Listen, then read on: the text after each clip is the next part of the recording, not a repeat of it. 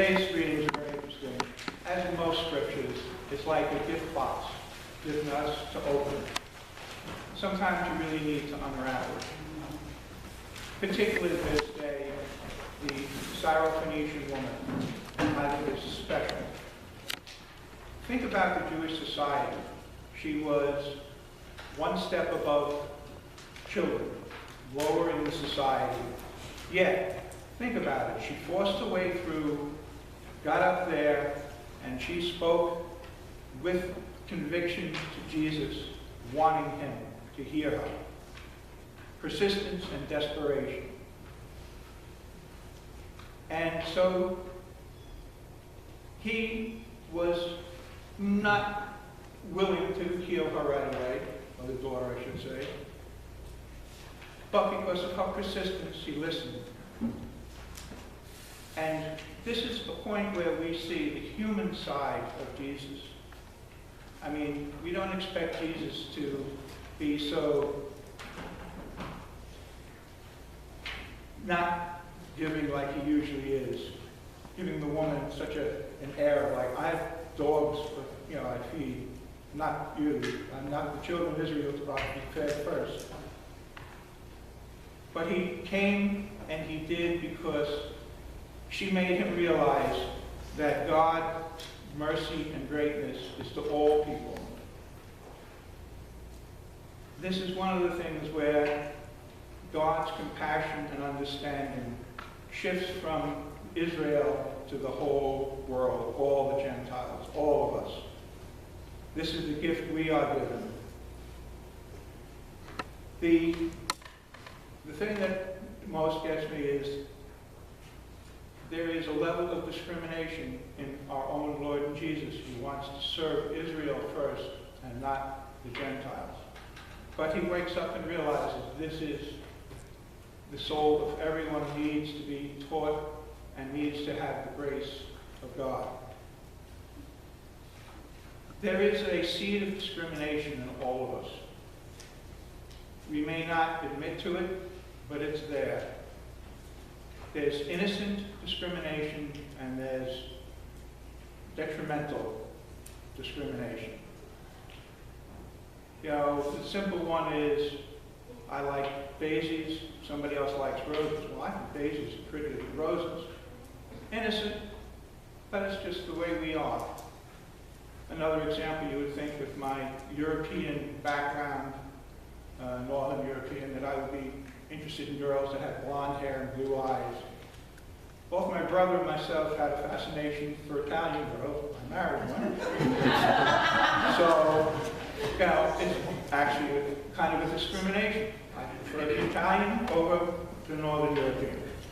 Those are innocent discriminations. But what we have to be careful of is when that seed sprouts, it has a vine that can grow and strangle us. And through history, we see constantly how discrimination and racism has choked society.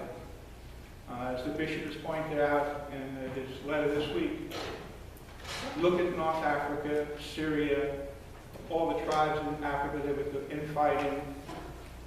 You look at all that's going on with the different race problems in this country. So that seed, that vine that is growing, you have to cut it out when it's new. Because when you allow it to fester and grow, that's when it becomes dangerous and evil.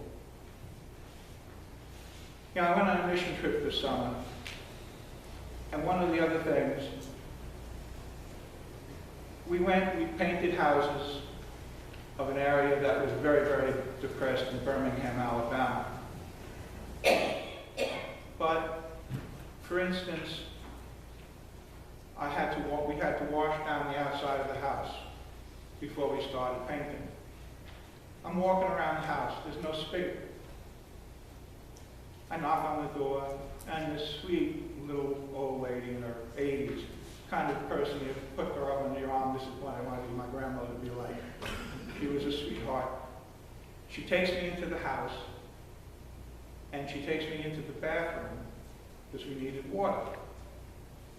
And I looked, and the bathroom's got the classic old cast iron tub with the exposed plumbing.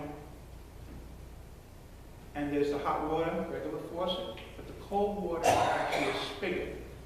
When she wants to water her plants, she has to bring the hose in and hook it up to her bathtub and bring the hose out to water the plants in front of her house. And I look up and I see the classic light string coming down with the brass fixture and a bowl. And I asked her, well, is the bowl burned out? Can I replace it? And she says, oh no, there's something wrong with the fixture itself. Her lighting in that bathroom was a little floor lamp on the side of the sink. So yeah, we got water, we painted the house, it looked much nicer when we left. And for the children that were on this project, it was wonderful. They felt like they really did something. They put in a week of hard work in 94-degree heat and humidity, and they felt really good. And it was great.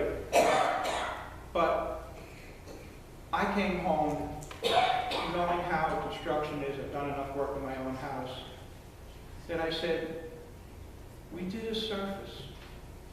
Did we really do God's word? This house was falling apart on the inside, yet all we did was give it a nice coat.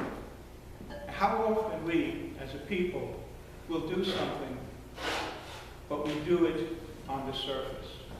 To really be one of God's people, you really need to get thoroughly involved in something, not just surface. It's very nice to donate a shirt or a can of food, but we really need to get into where the problems are and to do God's work. God's work is not simple, it's complicated.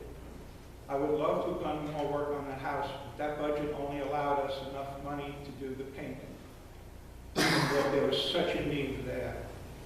And I asked, there were 9 houses that a group of us did. And I'm wondering if we weren't better off putting all of the paint money into doing more work on one house than doing a exterior, nice looking from the outside paint job.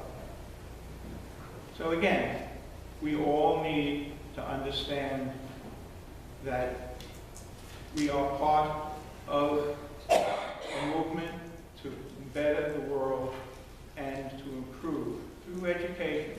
And it's not easy. It's not easy to have people change. Nobody likes change. All right? Now, they got me bouncing around church to church. I'd rather be at one church, but that's not the bishop's wish. But to serve is to serve completely, not just on the surface. So whenever you do something and you're thinking about helping, think of it to do completely and not just as a whitewash on the outside.